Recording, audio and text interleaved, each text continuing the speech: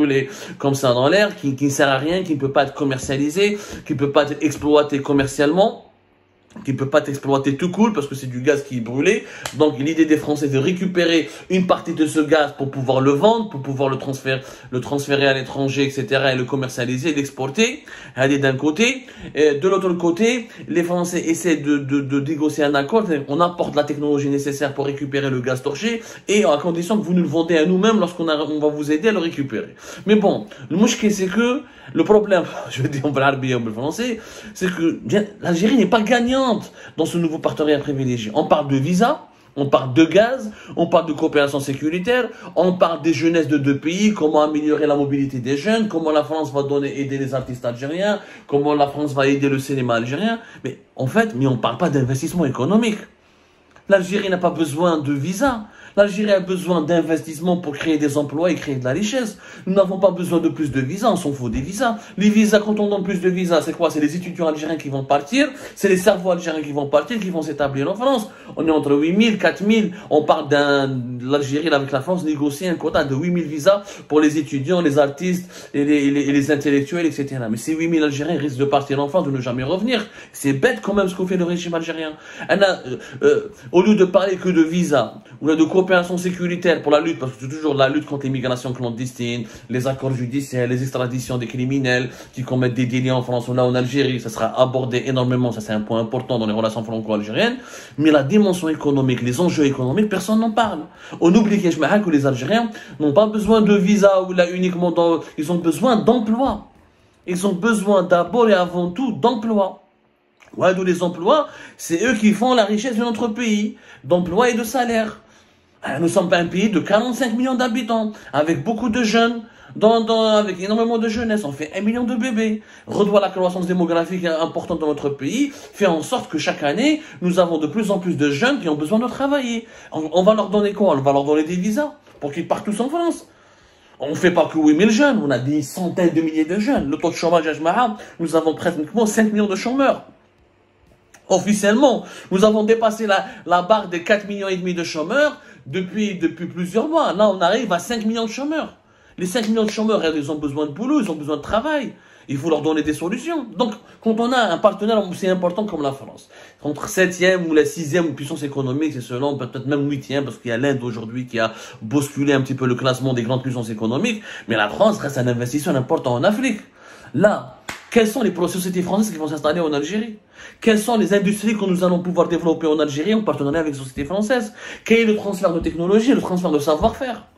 Donc, si je fais comme si la visite d'Elisabeth Borne, comme celle d'Emmanuel Macron, va être se cantonner uniquement à la délivrance des visas ou la délivrance de je ne sais pas quoi, c'est pas normal. C'est pas normal. On est en train de perdre notre temps. On perd beaucoup de notre temps. Ce que nous avons besoin de concret, de progrès concrets. Les progrès concrets concernent quoi? L'activité économique par définition. Nous avons besoin d'activité économique. L'activité économique, c'est quoi? C'est de lancer des usines, lancer des entreprises. Est-ce que Renault va relancer son projet? Ouh là là, on a entendu des rumeurs que Renault va remonter le montage. On parle d'un quota de 5000 véhicules, c'est complètement con. Où est le projet Peugeot? Où est le projet de Total à Alger avec son Adrec?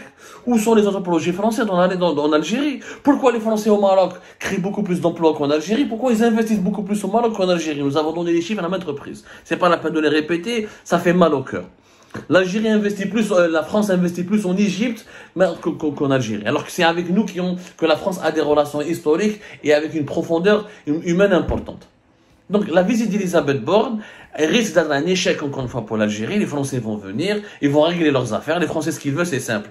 Que les Algériens récupèrent les haragas, récupèrent les radicaux islamistes qui sont d'origine algérienne, qu'elles contrôlent l'immigration clandestine, améliorer la coopération judiciaire pour la recherche des criminels et des délinquants, etc. Gérer la question des visas.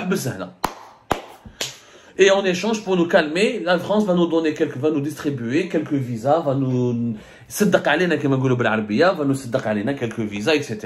Ce qui est anormal. Ça, c'est du foutage de gueule. Là, on est en train de réduire l'Algérie à une position d'un pays mendiant qui a juste besoin de quelques visas et d'un soutien politique franc concernant la nature de son régime politique. Et l'Algérie, elle est dans la poche de la France. C'est bête. Les jeunes Algériens, les Algériennes et les Algériens ont besoin de boulot. Ils ont besoin de salaire. Ils ont besoin de logement. Ils ont besoin de vivre et de s'épanouir. Et ça, ça ne passe que par des investissements. Je vois la déclaration de Matignon, qui a été rendue publique ce samedi pour annoncer la venue officielle d'Elisabeth Borne à Alger le 9 et 10 octobre prochain. Il n'y a aucune place pour les enjeux économiques. Il n'y a absolument aucune place pour les projets économiques. Il n'y a pas. Il n'y a rien. Aucune mention. Aucune mention précise. Rien. On parle, voilà, mémoire, jeunesse, il y aura une délégation ministérielle importante, justice, coopération, visa, les mêmes mots. Toujours, la relation franco-algérienne, elle est prisonnière d'un carcan, des mêmes objectifs, d'un agenda qui ne correspond pas aux aspirations des Algériennes et des Algériens. Les Algériens n'attendent pas de la France que des visas. Il faut arrêter de croire que les Algériens veulent venir en France. Les Algériens aimeraient bien rester dans leur pays, travailler, gagner leur vie et rester dans leur pays. Personne n'a envie, nous n'a pas tous envie de venir ici.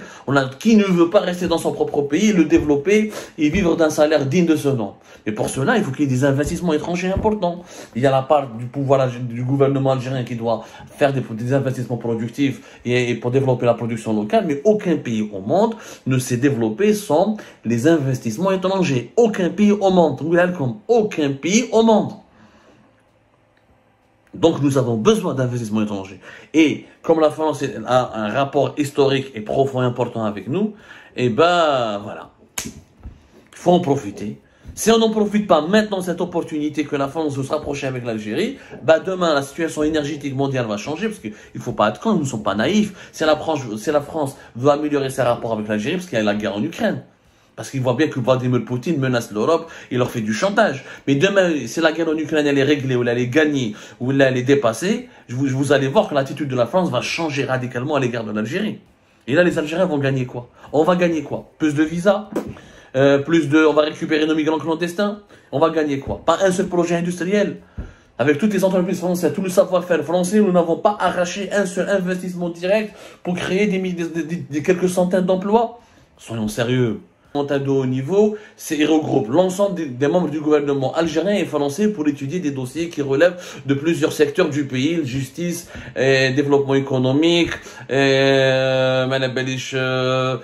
coopération judiciaire, coopération sécuritaire. La coopération sécuritaire, c'est rarement les aborder. C'est essentiellement les sujets culturels, sociaux et économiques. Bon, le CIHN, il a été reporté à maintes reprises. Mais il y avait l'année 2020, qui devait d'ailleurs avoir lieu, bien avant la chute du régime de Bouteflika. Il y a eu la crise politique de 2019, donc l'Algérie elle n'était pas totalement déstabilisée, la France n'avait pas d'interlocuteur officiel. L'année 2020 c'était la pandémie de la Covid-19. L'année 2021, énormément de crises et d'incompréhension politique entre les deux pays, notamment en raison du soutien de la France qui ne voulait pas soutenir frontalement le régime algérien, et les déclarations d'Emmanuel Macron qui n'aimait pas l'influence des généraux algériens sur la politique, etc., sur la politique intérieure du pays. Donc il y avait beaucoup d'incompréhension entre les deux pays. Là, les relations se sont améliorées depuis le deuxième